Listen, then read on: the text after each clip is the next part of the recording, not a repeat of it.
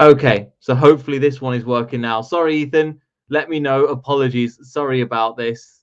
Editing on the fly as we go. Hopefully you can be able to hear me now. It's not as good camera quality, but for some reason, this is blinking green and white. Didn't realize it before going live. So if you missed all that, welcome, ladies and gentlemen, to Beyond the 90. Skip forward hopefully a few seconds. That's really throwing me off now. We'll be looking at the preview. Thank you, Ethan, for letting me know as well. Thank you for that, because I would have carried on regardless. It's the disadvantage of going live at this time as well. Anyway, we'll get into a little bit of the game. We'll look back at the Spartak Moscow's performance. We'll touch on a little bit of Man United. Obviously, there's some lessons to be learned from both them. It's good. It seems like we're taking off in the right direction. There's definitely some real positives, in my opinion. But at the same time, there are some kind of negatives. So again, like, subscribe, all that good stuff, and we'll get straight into it. So the first thing, obviously, the Sparta Moscow performance. And again, one of the reasons why we didn't do a post-match conference, because I was busy doing other stuff in the evening, and I think a few of us was. We didn't manage to get around to it. And the first thing I want to say is, what a performance. I mean, I saw it work. Before I left work, it was 2-0 down. And then by the time, and then 4-3 to win it 4-3, but being 2-0 down, that is something. And it shows that we've got this mentality now. We're not going to give up. We're not going to sit back. And we've seen it in the past where Leicester City go 1 down, they start to play, and it's still not good enough. Sparta Moscow, from what I've seen, and bearing in mind this team beat Napoli, and Napoli smashed Legia Warsaw. I didn't watch the match, but 3-0. So they're a good team. So we'll have to see. Ethan, I can see some of you are in injuries. I'm going to come on to them in a second. But yeah, Daka 4 goals. I mean, what has been said is pretty much bang on. I mean, in terms of, we've covered a lot of this. I think he played fantastically from the highlights that I saw, and that's one of the reasons why I didn't do a post match, because I didn't watch the full match. If you didn't watch the full match, you can't really comment on it too much, and it's a bit strange because there's little nuances that you miss, and I've just watched the highlights, which is not the same thing. But yes, from what I hear as well, Samora was incredible, both in the Sparta Moscow game and also in the game against Man United as well. So there's some really good stuff hopefully coming from there. And anyway, let's get into we've touched a little bit on that. We'll talk about that. We'll move into what Brendan Rodgers said in his post-match conference. So in regards to that, yes, as he said already, Ethan has said, Brighton is injured for 2 to 3 weeks, which is a really, really bad shame. Let me try and say. So it's because of that tackle. And I saw that tackle again, it was flying around Twitter, and I go, how that wasn't a red? With United, you're thinking, against Sparta Moscow, how that wasn't a red, I have no idea. And the fact he's injured our players for 2 to 3 weeks, which is really, really annoying. I know he wasn't getting the team, but he's a great squad player. He's a player that we can bring on after 60 minutes and really kind of solidify the game. And I'm surprised Rodgers hasn't used him more, to be honest. I think he's a really, really good player. And he's not going to win us any games, but if we want to see out a result and everybody look a bit tired, he's a guy that'll come on and do fantastically. We'll come on to a little bit of formations in a bit as well. It's fantastic to hear. 2 other players that are fit, which is good, which we're missing for the Sparta Moscow game. Timothy Castagna is now fit as well. You're looking at the likes of Timothy Castagna and he goes, yep, he's fit, ready to go for that one as well. I think he had a slight injury, hamstring tweak, but he was no problem there. Jose Perez, another one who was unwell before the Russia game, and now he's fit, which is good to hear as well. So again, we're not losing players left, front, and centre. Ndidi is still injured, and that's still a big injury in my opinion. The fact that Ndidi's injured is not great for us. However, obviously having Perez and Castagna back, Perez has actually looked quite decent when he came on. And let's be real. A lot of us don't give him credit, but at the same time, if we criticize him, we have to give them credit where they're due. And I think a lot of that credit goes to Perez. I mean, in the Man United game, he came on, he had a plan, he had a duty to do. They're taking off Nacho, and they're taking off Nacho, who's kind of the number 10, and taking off Maddison, who's the number 10 as well. And he has to slot straight in there as the number 10. And he did fantastic. I think he did really well. He went for the juggler, and this is the Perez I want to see, taking on players a little bit more. Yes, it helped with Man United being just terrible as well, but we had to go. And if that was a performance like, I don't know, say the Crystal Palace performance, we don't get a win. We don't get a win. We maybe get a draw. We might lose that game. So it shows you the team are going in the right direction. It's funny, one thing as well to say that some people were calling for the manager's heads just a week ago when we played, not 2 weeks ago, sorry. Now you're seeing things turn around. It's amazing how things change, but at the same time, this is the way football is, especially with football Twitter. And the reason why I've said, I think on this platform, doesn't speak too much about that.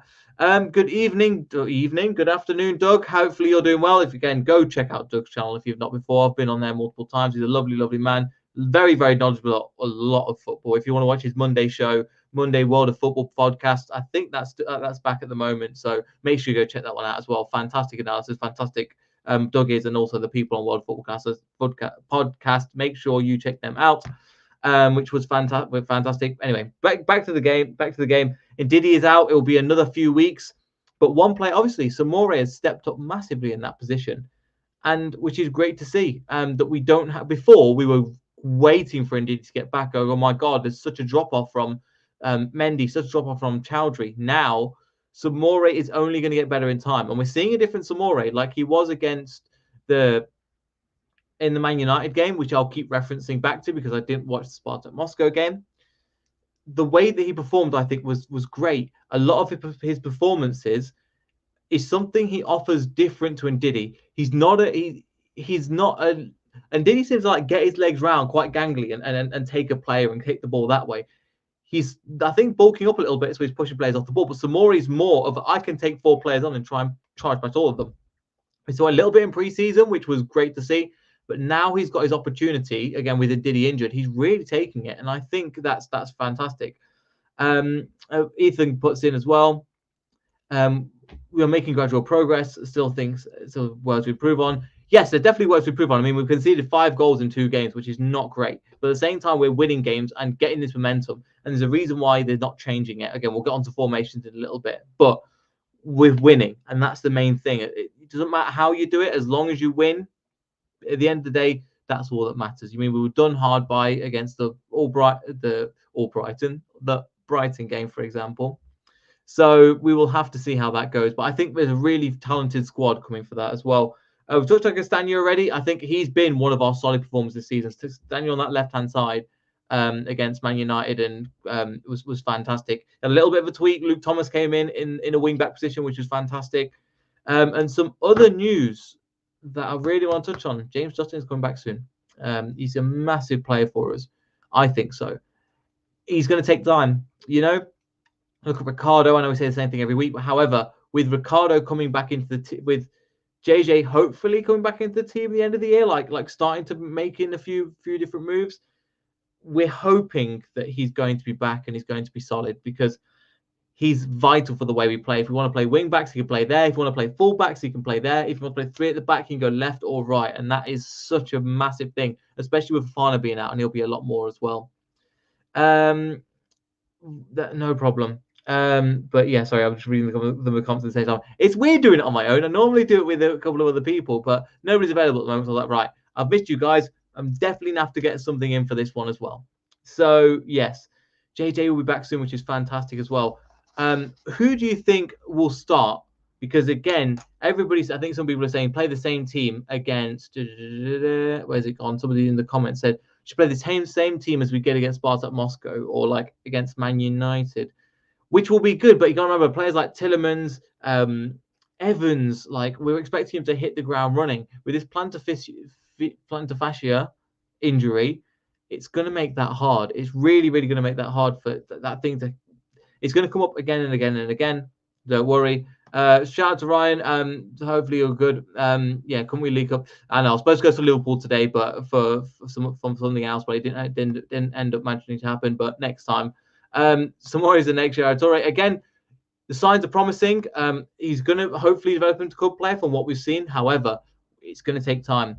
Let's not rush into it. Just like we've done at the beginning of the season, we've not had a good start to the season. The last good results are a good step in the right direction. However, Brentford is going to be a real challenge. We'll look at some of the formations, some of their players as well, because to be honest, we're still weak at the back, and we know that we could shift 5 goals in 2 games. But what we've done is we've solidified those cam positions and made them really fire. And Jamie Vardy's putting them away, and now Patson Daka is putting them away. So happy for Patson Daka getting the 4 goals, but also the one against Man United. We were saying that on the post-match for the Man U game, so you can click on the channel and watch that there with Nandez and Tom as well. You can find that, and we were talking about how I think the whole crowd is really, really happy at the moment. And as Ethan says, yeah, Vardy's going to start. Pretty much, I think Brendan Rodgers in his press conference said about Jamie Vardy. We've been keeping Jamie's leg fresh for the League Cup. Excuse me. For the league games, hopefully he becomes more involved in the latter stages of Europe, keeping him full of energy and full of goals. Kelechi is a consistent performer. Patson was one we wanted to give to Kane time and to adapt to our way of working. So now, I think I'm going to bring up Mad About Foxes again. One of the reasons why we didn't do many videos last week is because we met up with him. If you checked on Twitter, you'll be able to see that as well. He came over for the FCAs, but also for the Leicester Man United game. Well, what a game to perform to! I was thinking, oh, the atmosphere and blah blah blah, but people were really going off. This is something that he tweeted out recently as well. And I love how everybody's got these Zambian flags as well. That's so cool. Anyway, 119 goals. Yes, this is from goals and assists from 2021. So it's obviously. Kai Havertz didn't really fire then. Lukaku was playing in Italy back then. Patson Daka was playing in Austria. But look at these numbers. They are insane. It's so good. Again, really underrated trio and players. Really, really good performers. And it's something that I want to do. I want to realize at the end of the day that we are a team that is firing. And the goals are really coming in Europe and so on and so forth. Now that we're going to try and kick on to the next level, we're going to need that team to change and rotate a little bit more. I think Brendan Rodgers will do that when the team gets a little bit settled. We'll see certain players come in for Europe and certain players come in. But the thing is, the group is so tight. 6 points for Legia Warsaw, 4 for us, 4 for Napoli. Napoli are on +2 goal difference. We're on -1, I think, or 0. I can't remember which one it is.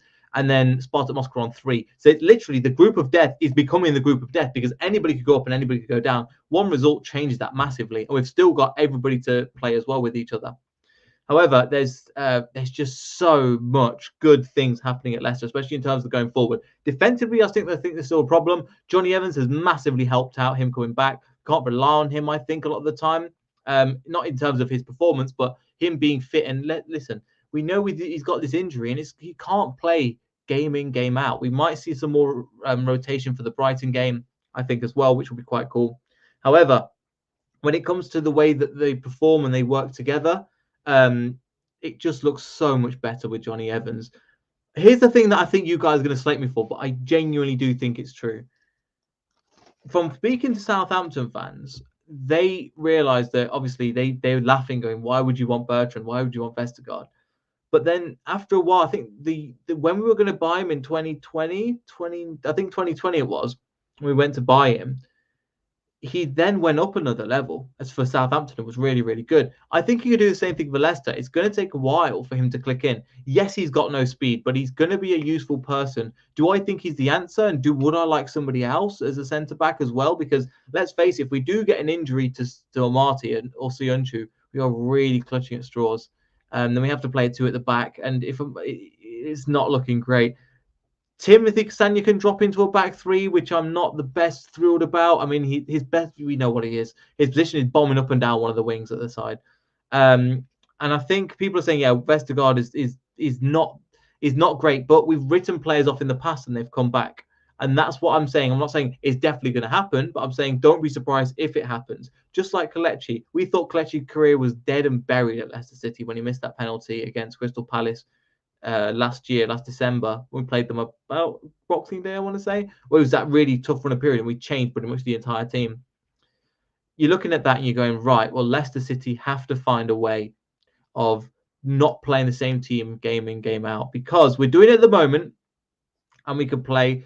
But I think the more we try and play this football with 3 at the back, we need to have multiple formations. We're doing it now because we need the confidence, we need the wins.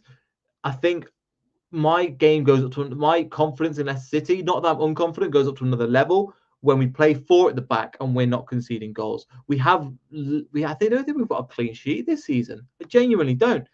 I think every team has scored against us, apart from the first game of the season. Yeah, I think the first game of the season we played against Wolves. Apart from that, we've every single game pretty much that.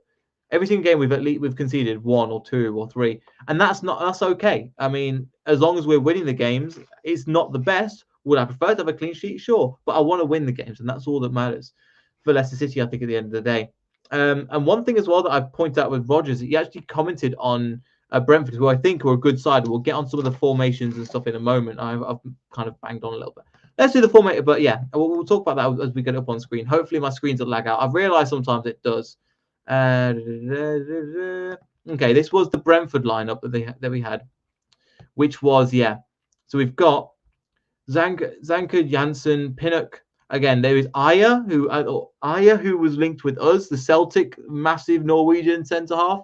Raya in goal, who I think is a great keeper. And what I like about them is they're doing kind of a similar thing to Leicester in terms of they're buying players, they're investing in young players. They've got that money ball kind of way of playing and way of investing, and it's kept them afloat financially. And they tend to be one of people's favourite teams in the Premier League.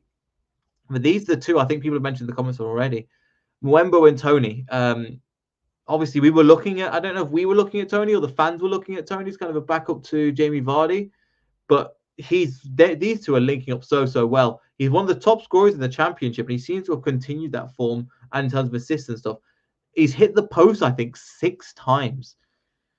And there's no coincidence that if you hit the post 6 times, you've scored a couple, you're getting in some great positions to score some great goals. And I think that's going to come true for us. Tony is going to be a handful. Hopefully, somebody like Amati is going to be touch tight like he was to Ronaldo and just get everything away from him. He's going to be lethal in the air. And we know we're not the best at defending set pieces. He's going to be vital for that. I'm not going to be honest. I'm going to be honest. I've tried to get a Brentford fan because I don't know too much about Brentford apart from obviously we've played them. Does anybody remember the 2 times we played them previously? One this year and one the last season and one the season before. If anybody can name them, give us a shout because I think there'll be some good content there. Anyway. Yeah, we'll look on the formation. The 3-5-2, so we'll be coming against 2 big strikers.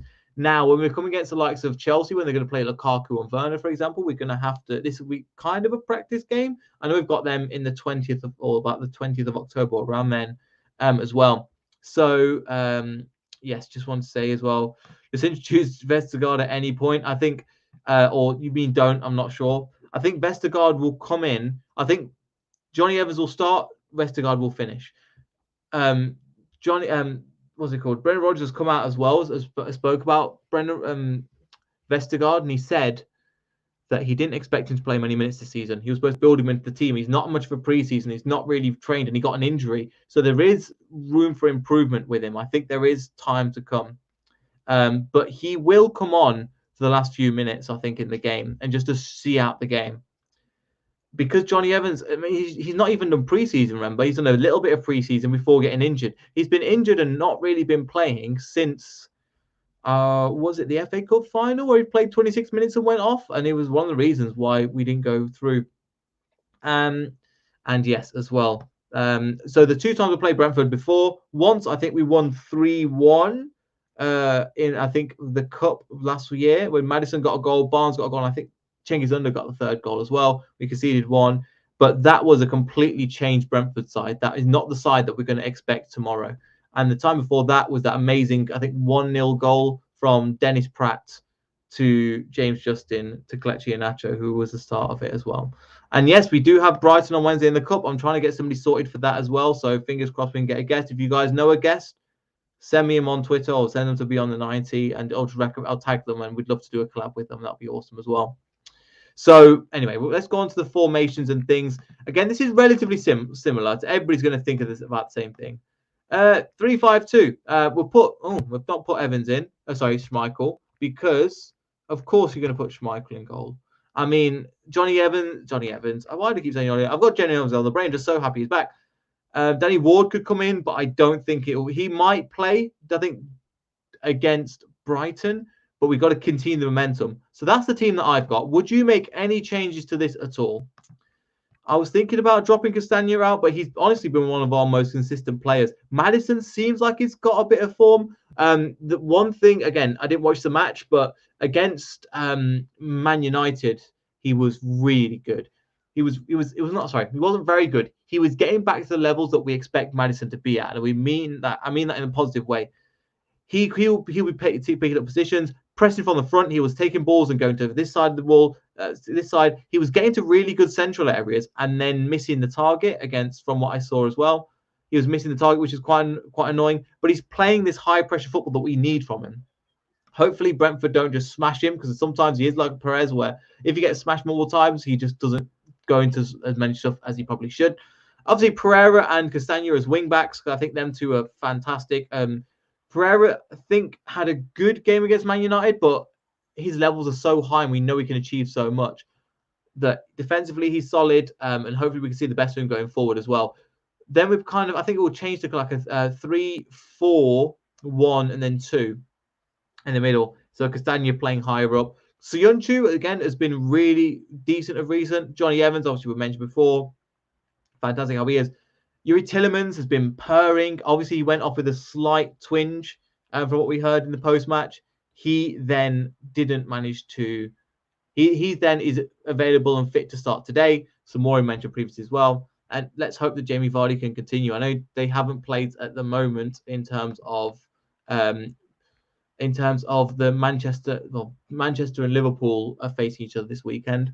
So we'll see how Mo Salah does. But Jamie Vardy's on the same number of goals. And at the end of the day, if nobody's shouting about him, we need to shout about him, because he's our player and a lot of people would be writing him off. The fact is, he's becoming a Premier League... Well, he's becoming... I'd say give him a couple of seasons, he might become a Premier League great, depending on what he wins with Leicester and what happens, because his goals speak for themselves. His performances speak for themselves as well. He's an unbelievable striker, and we know this, and we need to keep shouting about him because he's just awesome, to be honest. Again, it depends on how everybody recovers against Moscow, I think as well. I do, but when it comes to later on and the fact that we've got EFL Cup and stuff, then I'll start changing the team more. But we need to continue the momentum that we've built over the last previous games, because the thing is, I could see it sliding down, and the performance against Man United was so far away. Part of it was Johnny Evans, part of it was they had a little bit of training and time to work on the formations and confidence and things. And Brooklyn puts another point as well. Tillemans to Maddison is linking up well, yep, and they're both taking up high positions. If you look at the formation they were kind of setting up with I went and watched the Man United game again, because I went, yeah, of course I would watch the Man United game again. It was so awesome. When they took that free kick for the first goal, Tillemans and Vardy and Ian Ash were alongside each other. Tillemans and Maddison were alongside each other, and then the wing backs were kind of pushed quite high up. So they were really attacking intent. There was a real intent to go and attack the ball. So it was kind of like a 3-1-4. I can't do the 4. 3-1-4-2. I think it was like really attacking and really wanted to go for it as well. But I think people were saying it's an ideal starting lineup. It as Ethan said. So it is. Rest Tillemans, I don't think we can afford to be honest. Apparently the performance dropped massively once he came off the pitch. We are reliant on him. I'd love to see Dewsbury Hall get a start, but I think he's more likely to get a start in the Carabao Cup as well. So Carabao Cup, you've probably seen as well, Ben Nelson's been training with the first team. Vontae Daly Campbell's been training with the first team as well. So these are players from the under-21 to under-23s that could go on to the next level as well, which is quite cool as well. So that is my lot, I think, today. Obviously, Brentford, one thing to say as well, obviously Chelsea have just smashed Norwich 7-0. However, you look back at the team that played, the Brentford team that played against Chelsea, and Chelsea fans will tell you they were lucky to hang on for the win. They played not very well. Brentford, they will attack you until the last minute of the game. And that's something to really look out for. And they're a team that is still, as kind of we were when we came up from the Championship, just going, we're in the Premier League and we're really happy to be here. And I'm really excited for this game. Kind of nervous. I would score predictions. I know that the Canadians don't do score predictions. What do you leave the comments what you think the score prediction will be down below. I think we could get a win, but we're not going to get a clean sheet. 2-1, 3-1, no, 3-2, 3-2. I'll say 3-2. Because let me know what you think down below. But apart from that, that's been me today. I don't think there's anything else that we can touch on. Obviously, Patson Daka's incredible finish, and we're so glad we've got 3 strikers on there. There wasn't really a lot to talk about in the press conference. We've covered a lot of it already. But if you enjoyed the video, make sure to like, subscribe, all that good stuff. We'll see everybody in the next video. So goodbye.